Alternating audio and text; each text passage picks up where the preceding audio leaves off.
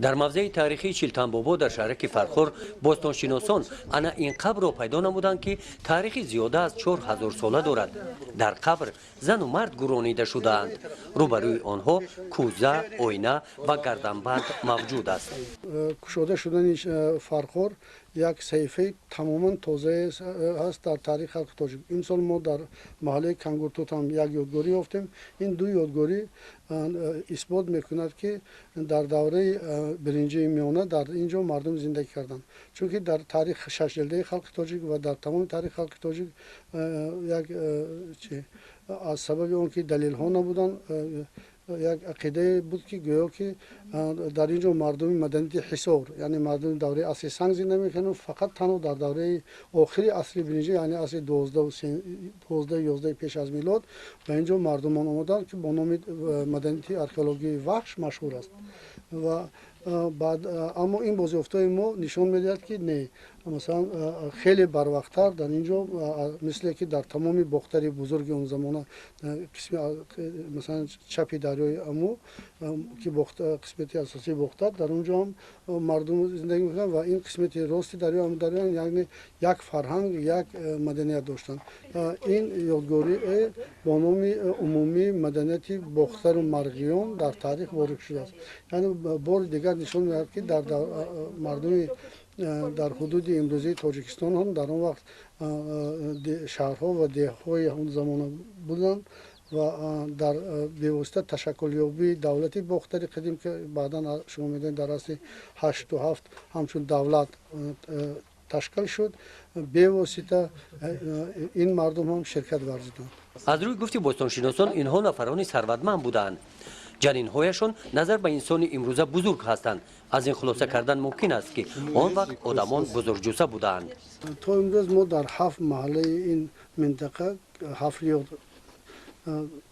کارهای حفاری گذراندیم و در نتیجه معاین کردیم که تقریبا در 25 هکتار زمین در اینجا گورستان موجود است که از اون دوره باقی مانده است.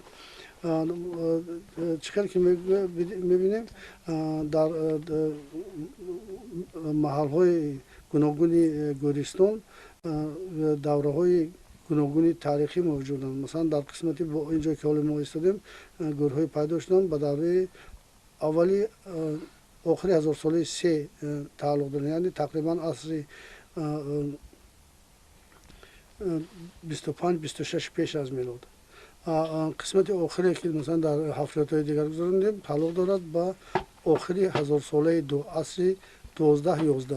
این نشون میدهد که مدت زندگی در اینجا تقریبا قریب 1500 سال در همین جا زندگی کردن و هم بزرگی خود گورستان و شهادت از آن است که در اینجا مثلا در یک دوره خیلی زیاد زندگی کردن. هر بازیافتی که ما از جا میبینیم امروز ما در اینجا 40 تا گورتر تازه کردیم که هر کدومش یک صحیفه نو است برای روشن کردن این یا اون مسئله. چقدر که میبینید در اینجا 2 نفر یعنی زن و شوهر با هم گور کرده شدن همراه اونها مثلا یک کوزه یک آینه برنجی یک سر سوزن یک سوزن و این چنین یک آویزه گردن دفن کرده شده است. و در اون زمان عادتی بود است که وقتی که انسان ها میمردن حتما همراه اونها بازیافتا رو گور میکردن و در این کوزه ها گوشت آب یا شیر میگذاشتن همچون توشه راه. اکسپدیسیون ارکئولوژی فرخور سال 2013 شروع گردیده است.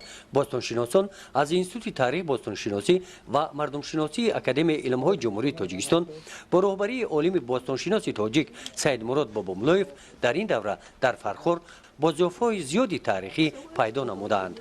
اکسپدیسی ما اکسپدیسی امسال اکسپدیسی بین الخلقی است یعنی در کارهای باستانشناسی از اینستیتوت شهرشناسی مسکو ناتالیا وینگرادووا از اینستیتوت آنتروپولوژی مسکو نادژدا الکساندرا دوبووا و از آثارخانه تاریخ دینی شهر مسکو تاتیانا شاپاشنیکا شرکت دارند. خود و اینچنین از آثارخانه شرقی شهر ریم نیز جوان لامباردو شرکت دارد.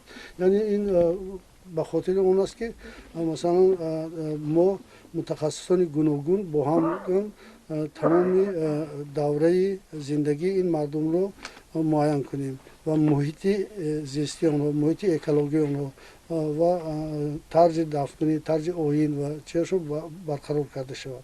و این خاطر این متخصصان به اینجا دعوت کرده شدند. بازیافت نوی باستانشناسان در موضع تاریخی چلتنبابا در تاریخ خلق تاجیک صحیفه نوی را می‌گشاید. کاوش های باستانشناسان در فرخور ادامه دارد. گزارش خواجه نظریف، خدای نظر ظهوروف از ناحیه فرخور برای برنامه اطلاعاتی نوید.